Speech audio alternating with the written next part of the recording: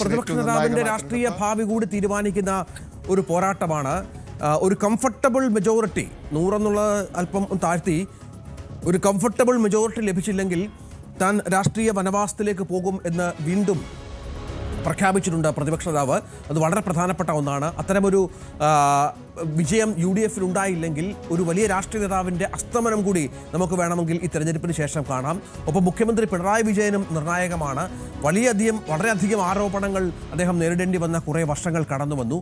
LDF വലിയ പരാജയമുണ്ടായാൽ അതിൻ്റെ മുഴുവൻ പഴിയും മുഖ്യമന്ത്രിയിലേക്ക് എത്തുമെന്ന കാര്യത്തിൽ സംശയമില്ല. പാർട്ടിയിൽ പോലും എതിർ ശബ്ദങ്ങൾ ഉയരുന്ന പശ്ചാത്തലമുണ്ടാകും.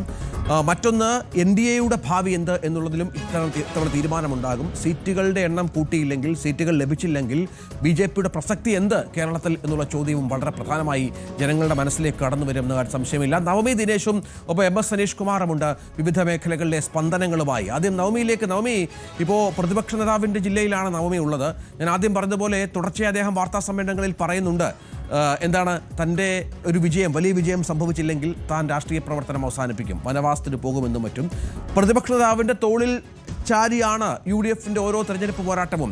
കഴിഞ്ഞ ലോക്സഭാ തെരഞ്ഞെടുപ്പിൽ, തദ്ദേശ തെരഞ്ഞെടുപ്പിൽ, ഇടയ്ക്ക് നടന്ന ഉപതെരഞ്ഞെടുപ്പുകളിലൊക്കെ വലിയ വിജയം UDFന് സമ്മാനിച്ചതും അദ്ദേഹത്തിൻ്റെ നേതൃത്വം തന്നെയാണ്. ഒരുപാട് ആരോപണങ്ങൾ ഇടയ്ക്ക് രാഹുൽ മാങ്കൂട്ടവുമായൊക്കെ ബന്ധപ്പെട്ടുണ്ടായെങ്കിൽ പോലും അത്തരമൊരു വിധി കൂടി ഇന്ന് വരുമെന്നുള്ളതും പ്രധാനമാണല്ലോ. ഒരു രാഷ്ട്രീയ നേതാവിൻ്റെ വളരെ ആർജവത്തോടുകൂടിയുള്ള പ്രഖ്യാപനത്തിൻ്റെ റിസൾട്ട് കൂടിയാണ് ഇന്നുണ്ടാവുക.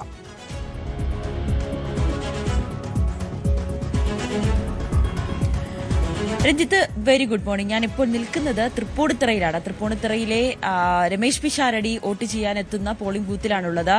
എനിക്ക് തോന്നുന്നു നമ്മുടെ പറവൂര് പ്രതിപക്ഷ നേതാവ് VD സതീശന്റെ മണ്ഡലത്തിൽ ആജ്ഞയാണ് ഉള്ളത്. ഉടനെ തന്നെ ആജ്ഞ അവിടുത്തെ വിവരങ്ങളൊക്കെ നൽകും. എന്തായാലും രഞ്ജിത്ത് സൂചിപ്പിച്ചതുപോലെ തന്നെ ഈ പ്രതിപക്ഷ നേതാവ് VD സതീശന്റെ നേതൃത്വത്തിൽ തന്നെയാണ് ഇത്തവണ UDF ഈ തെരഞ്ഞെടുപ്പ് കളത്തിലേക്ക് ഇറങ്ങിയത്.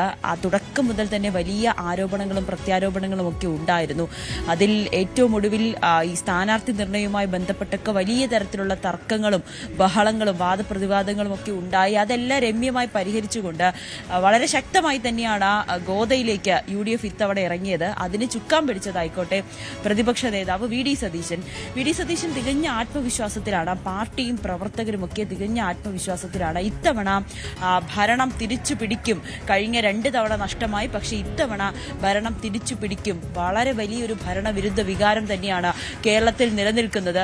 അത് മുഖ്യമന്ത്രി പിണറായി വിജയനെതിരെയൊക്കെ വളരെ രൂക്ഷമായിട്ടുള്ള വിമർശനം ഉന്നയിച്ചുകൊണ്ട് തന്നെയാണ് പ്രതിപക്ഷ നേതാവിന്റെ നേതൃത്വത്തിലുള്ള സംഘം ഈ തെരഞ്ഞെടുപ്പിനെ നേരിടാൻ ഒരുങ്ങുന്നത്. അദ്ദേഹം പറഞ്ഞത് ഇത്തവണ മികച്ച ഭൂരിപക്ഷത്തിൽ ജയിച്ചില്ല എന്നുണ്ടെങ്കിൽ അദ്ദേഹം രാഷ്ട്രീയ വനവാസത്തിന് പോകുമെന്നാണ്.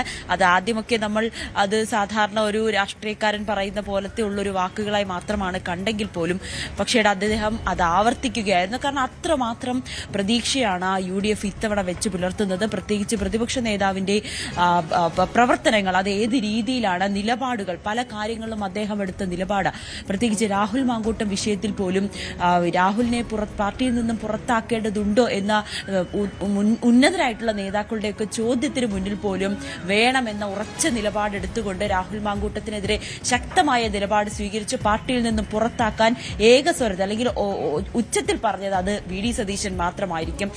അതുകൊണ്ട് തന്നെയാണ് VD സതീശന്റെ എന്ന ഈ നേതാവ് അത്രത്തോളം പ്രാധാന്യം ഇത്തവണത്തെ ഈ രാഷ്ട്രീയ ഈ ഒരു തിരഞ്ഞെടുപ്പിൽ ഉണ്ടെന്ന് തന്നെ നമുക്കത് സംശയം പറയാം. തീർച്ചയായും നവമി ദിനേശ് വിവരങ്ങൾ പങ്കുവെക്കുകയാണ്. ഏതായാലും നവമി തൃപ്പൂണിത്തുറയിൽ, അവിടെയാണ് രമേശ് പിഷാരടിക്ക് വോട്ടുള്ളത്. നമുക്കറിയാം പാലക്കാട്ടെ സ്ഥാനാർത്ഥിയാണ് UDFന്റെ രമേശ് പിഷാരടിക്ക് പക്ഷേ വോട്ട് തൃപ്പൂണിത്തുറയിലാണ്.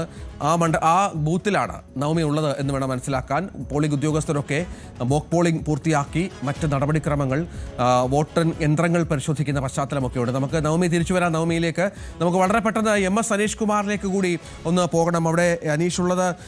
വടക്കൻ മേഖലയിലെ സ്പന്ദനങ്ങൾ അനീഷ് പ്രേക്ഷകർക്കായി പങ്കുവെക്കും. അനീഷ്, അവിടെയും നേരത്തെ പറഞ്ഞതുപോലെ മുസ്ലിം ലീഗിന്റെ ഒരു ആധിപത്യമുള്ള നിരവധി മേഖലകളുണ്ട്. കോഴിക്കോട്ട് ഇത്തവണ കോർപ്പറേഷൻ. കൂടുതൽ വാർത്തകൾക്ക് News 18 Keralam YouTube channel subscribe ചെയ്യുക.